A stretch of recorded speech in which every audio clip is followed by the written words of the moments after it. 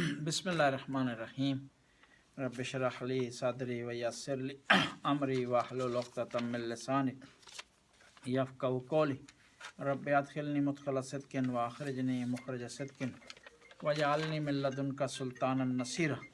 जैसे कि आपके इल्म में पहले खुतबे में हम मारिफ़ इलाही अल्लाह ताला के अहकाम बयान करते हैं और दूसरे खुतबे में हम मुनासबत से मुतल्लिक़ बातचीत करते हैं। तो आज जो है हमने खुदावंद ताला की शरीयत को बयान करने के लिए एक हदीस का सहारा लिया है जो नबी करीम की हदीस है। पैगंबर इरशाद फरमाते हैं कि लोकुम तुम तुक़िनूना बिखैरिल आखिरा व शर्रिहा कमा तुक़िनूना बिद्दुनिया लअसरतुम तलबल आखिरा। कि नबी करीम इरशाद फरमाते हैं जिस तरह तुम दुनिया की भलाई और दुनिया के नुकसान के बारे में यकीन रखते हो, इस तरह तुम आखरत के बारे में अगर यकीन रखते होते तो तुम जो है वो आखरत का इंतखाब करते। हमें दुनिया में जो नुकसानात हैं या फ़वाइद हैं उनका यकीन है कि कौन से काम से फ़ायदा हासिल होगा और कौन से काम से नुकसान होगा, यकीन रखते हैं, उस पर अमल करते हैं। हमें यकीन होता है कि अगर हमारे पास टिकट नहीं होगा थेबान का तो जुर्माना हो जाएगा, कोशिश करते हैं टिकट अपने जेब में रखें, लेकिन इसके मुकाबले में वसीयत हमारे जेब में नहीं होती। हमें यकीन है कि यहाँ अगर कानून की खिलाफ वर्जी करेंगे तो हमें जुर्माना हो जाएगा, तो कोशिश करते हैं कि कानून की खिलाफ वर्जी ना हो, क्यों यकीन है। लेकिन हमें ये यकीन नहीं है कि हराम से बचना भी ज़रूरी है। हराम से चाहे वो खाने के हवाले से हो, चाहे ज़बान के हवाले से हो, चाहे हाथों के हवाले से हो, चाहे वो कमाई के हवाले से हो, उससे बचना ज़रूरी है। और हराम से अगर नहीं बचेंगे तो ये हमारे लिए नुकसानदेह है। लेकिन हराम से नहीं बचते, गीबत कर रहे हैं, तोहमत लगा रहे हैं, बदअखलाकी कर रहे हैं, क्योंकि हमें यकीन नहीं है आखिरत पर। अगर हमें ये कहा जाए कि जो आदमी भी गीबत करेगा उसे जुर्माना होगा तो सारे लोग जुलुक जाएंगे गीबत करने से, क्योंकि हमें दुनिया पर यकीन, आखिरत पर यकीन नहीं। हालांकि आखिरत पर ज्यादा यकीन होना चाहिए। कोई एक आदमी बताए दुनिया में कि जो मौत से बच सकता हो। आपके मसीहा कौन होते हैं? डॉक्टर होते हैं जो मौत के मुंह से आपको निकालते हैं। लेकिन डॉक्टर नहीं मरते जी, डॉक्टरों को मौत नहीं आती जी, डॉक्टरों से सवाल जवाब नहीं होगा जी, कब्र में नहीं उनको उतारा जाएगा, मुनकर नकीर का सामना नहीं करना पड़ेगा, करना पड़ेगा मुनकर नकीर का सामना। लेकिन हम क्या है, इसके बावजूद भी मौत के बारे में हमें यकीन नहीं है, आखिरत के बारे में यकीन नहीं। बस इंसान को जिस तरह दुनिया के बारे में यकीन है इस तरह आखिरत के बारे में यकीन है। देखें, दुनियावी लिहाज से हम अगर कोई गलत काम कर रहे हो, कोई हमें देख रहा हो तो छुप जाते हैं, रुक जाते हैं, मुंह फेर लेते हैं। क्यों? कि ये आदमी हमारी गलती पर मुत्तले ना हो जाए, इसको पता ना चल जाए कि हम गलत काम कर रहे हैं। हालांकि वो आदमी हमारा कुछ भी नहीं बिगाड़ सकता।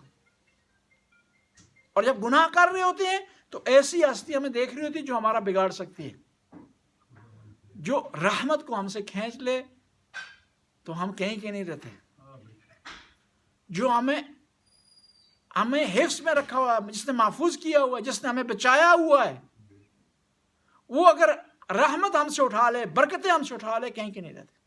और वो पकड़ ले, कोई छुड़ा नहीं सकता, वो माफ करते कोई पकड़ नहीं सकता। वो हमें देख रहा है फिर भी हम गुनाह से नहीं बच रहे। हम लोगों से डरते हैं लेकिन खुदा से नहीं डरते, अवाम से डरते हैं लेकिन खुदा से नहीं डरते। क्यों? कि हमारा दुनिया पर यकीन, आखिरत पर यकीन नहीं। हालांकि दुनिया आर्जी है, 10 साल की है, 20 साल की है, 40 साल की है, 50 साल की है, 60 साल की है, 70 साल की है, ज़्यादा 100 साल की, आखिर जाना है। लेकिन जो आर्जी दुनिया है उसका हर इंतज़ाम हमने किया हुआ, उसके लिए हमने अच्छी सवारी रखी हुई है, अच्छा घर रखा हुआ है, अच्छी खुराक का इंतज़ाम है, अच्छे पोशाक का इंतज़ाम है, سردی اور گرمی سے محفوظ رہنے کے ہم نے طریقے اپنائے ہوئے ہیں. تھوڑی سی گرمی ہوتی ہے تو پنکھے کا، ایئر کنڈیشنر کا انتظام ہو، تھوڑی سی سردی ہوتی ہے طرح طرح کے قسم کے ہیٹر ہم نے لگائے ہوئے. لیکن آخرت جو یقینی ہے اس کے لیے کوئی بھی انتظام ہم نے مد نظر نہ کیا ہوا، ہم نے نہیں رکھا اس کا انتظام. پیغمبر ارشاد فرماتے استعدوا لیوم تشخص فیہ الابصار، اس دن کے لیے تیار ہو جس دن آنکھیں ساتھ چھوڑ دیں گی. وتدلوا لہ لحولہ عقول، وتتدلل لحولہ العقول، اس دن عقل ماند رہ جائیں گے. اور تتدلل الابصار، اس دن جو ہے وہ انسان کی بصیرت اور عقل انسان کا ساتھ چھوڑ دے گی. پیغمبر فرماتے ہیں تیار ہو جاؤ اس دن کے لیے جس دن یہ آنکھیں آپ کا ساتھ چھوڑ دیں گی، عقل مبہوت ہو جائے گا اور انسان کی بصیرت رک جائے گی. وہ کون سا دن ہے؟ آخرت کا دن ہے، قیامت کا دن. وہاں انسان کو کوئی چیز کام نہیں آئے گی، مال کام نہیں آئے گی، دوستیاں کام نہیں آئیں گی، رشتہ داریاں کام نہیں آئیں گی، تعلقات کام نہیں آئیں گے، پوسٹ و مقام کام نہیں آئے گا. کون سی چیزیں کام آئیں گی؟ انسان کا اخلاق کام آئے گا، انسان کا خدا کے راستے میں خرچ کرنا کام آئے گا، نماز کام آئے گی، روزہ کام آئے گا. جب انسان دنیا سے چلا جاتا ہے نا تو کوئی آدمی بھی یہ آ کر نہیں کہتا کہ بڑا امیر تھا، بڑے اس کے پاس پیسے تھے، رشتہ داری اس کی بڑی مضبوط تھی، بڑا اس کا خاندان تھا، بڑی اس کے پاس پراپرٹی تھی، بڑے اس کے پاس مکان تھے. کیا کہا جاتا ہے؟ کہ بڑا نمازی تھا، خوش اخلاق تھا، رواداری والا تھا، اچھا لین دین اس کا تھا، سب سے پیار سے بولتا تھا، محبت سے بولتا تھا، نماز اس کی قضا نہیں ہوتی تھی، روزے اس کے رمضان کے قضا نہیں ہوتے تھے، اور کبھی کسی سے اونچی آواز سے نہیں بولا، ماں سے بڑا پیار کرتا تھا، والدین کی رسپیکٹ کرتا تھا، بزرگوں کا احترام کرتا تھا، چھوٹوں پر شفقت کرتا تھا، ہمسائے کے حقوق کا خیال رکھتا تھا، آل بیت سے محبت کرتا تھا، بڑا عزادار تھا، بڑا حسینی تھا. ان الفاظ کو یاد کیا جاتا ہے. یہ معیار ہے آخرت کے لیے. مال، دولت، پیسہ، اولاد، رشتہ داریاں معیار نہیں.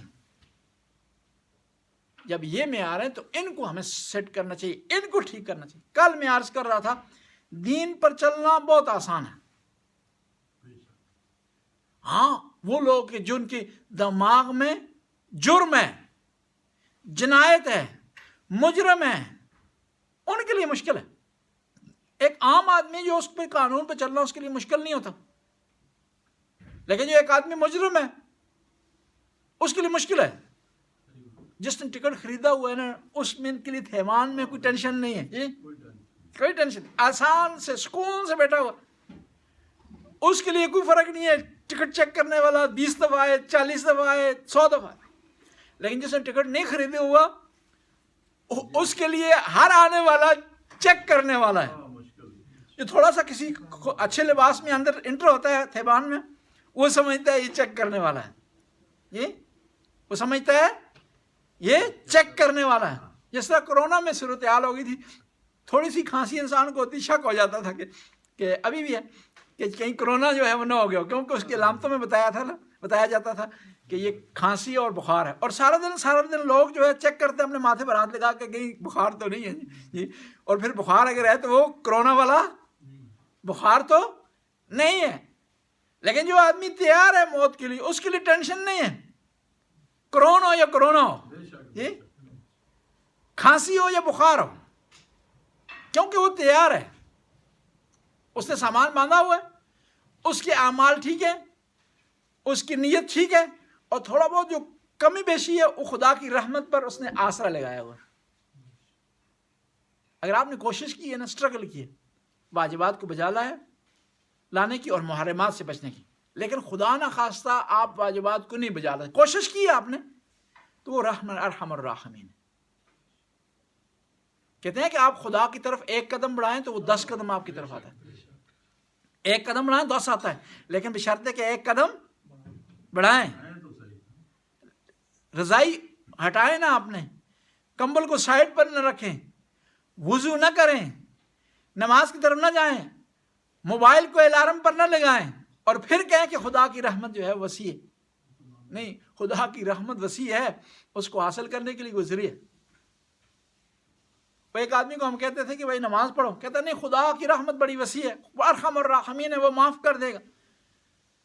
تو میں نے اس کو جواب دیا ارحم الراحمین ہے، رحمت کا خزانہ ہے اس کے پاس، اور اس کی مثال اس طرح کہ بینکیں بھری ہوئی ہیں لیکن وہ پیسے اسی آدمی کو ملیں گے جو کوشش کرے گا۔